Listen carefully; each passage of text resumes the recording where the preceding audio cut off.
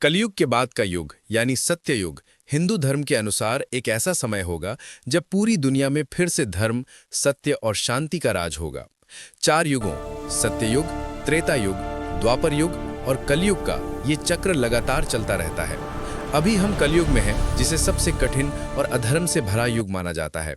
लेकिन हर अंधकार के बाद प्रकाश जरूर आता है और वही प्रकाश है सत्ययुग। युगों का चक्र हिंदू शास्त्रों के अनुसार समय को 4 भागों में बांटा गया है। सत्ययुग यानी गोल्डन एज, त्रेता युग, द्वापर युग और कलयुग यानी डार्क एज। कलयुग के अंत के बाद फिर से सत्ययुग की शुरुआत होती है। ये एक निरंतर चक्र है जो ब्रह्मांड की रचना और विनाश के साथ चलता रहता है।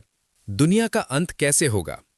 पुराणों के अनुसार जब कलयुग अपने चरम पर पहुंच जाएगा, तब लोग पूरी तरह से स्वार्थी और अधर्मी हो जाएंगे। रिश्तों में प्यार और विश्वास खत्म हो जाएगा। प्रकृति का संतुलन बिगड़ जाएगा। झूठ और अन्याय हर जगह फैल जाएगा। तब भगवान विष्णु का कल्कि अवतार प्रकट होगा। वो अधर्म का नाश करके धरती पर फिर से धर्म की स्थापना करेंगे। इसी के साथ कलयुग समाप्त होगा और सत्ययुग की शुरुआत होगी। सत्ययुग कैसा होगा? सत्ययुग को गोल्डन एज कहा जाता है क्योंकि इस समय दुनिया में हर तरफ अच्छाई और सत्य का राज होगा। 1. धर्म और सत्य की स्थापना। सत्ययुग में हर व्यक्ति सच्चा और ईमानदार होगा। झूठ, छल कपट और धोखा पूरी तरह से खत्म हो जाएगा। लोग धर्म के मार्ग पर चलेंगे। धर्म चारों पैरों पर खड़ा रहेगा, यानी पूरी तरह मजबूत होगा। 2. लोगों का स्वभाव। सत्ययुग में मनुष्य का स्वभाव बहुत ही शुद्ध और शांत होगा। मन में किसी के लिए बुरा विचार नहीं होगा। सभी एक दूसरे से प्रेम और सम्मान से बात करेंगे। लालच, क्रोध, ईर्ष्या जैसी बुराइयां खत्म हो जाएंगी। लोगों का जीवन बहुत सरल और संतुलित होगा। 3. प्रकृति का संतुलन। सत्ययुग में प्रकृति भी पूरी तरह से संतुलित और सुंदर होगी। मौसम हमेशा सुखद रहेगा। पेड़ पौधे, नदियां और पहाड़ शुद्ध और पवित्र होंगे। प्राकृतिक आपदाएं नहीं होंगी। धरती पर हरियाली और शांति का माहौल होगा। 4. आध्यात्मिक शक्ति। सत्ययुग में लोग बहुत ही आध्यात्मिक होंगे। ध्यान और योग जीवन का हिस्सा होगा। लोग सीधे ईश्वर से जुड़ाव महसूस करेंगे। हर व्यक्ति के अंदर दिव्यता होगी। कहा जाता है कि उस समय लोग तपस्या और साधना के जरिए चमत्कारी शक्तियां भी प्राप्त कर सकते हैं। 5. जीवन शैली। सत्ययुग में जीवन बहुत सरल और प्राकृतिक होगा। लोग भौतिक चीजों के पीछे नहीं भागेंगे। धन और संपत्ति का महत्व कम होगा। सभी जरूरतें प्रकृति से पूरी होंगी। लोग संतोष और शांति से जीवन जिएंगे। 6. आयु और स्वास्थ्य।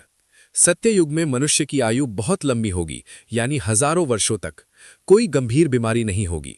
शरीर और मन दोनों स्वस्थ और मजबूत होंगे। लोग प्राकृतिक जीवन शैली के कारण हमेशा स्वस्थ रहेंगे। 7. न्याय और व्यवस्था।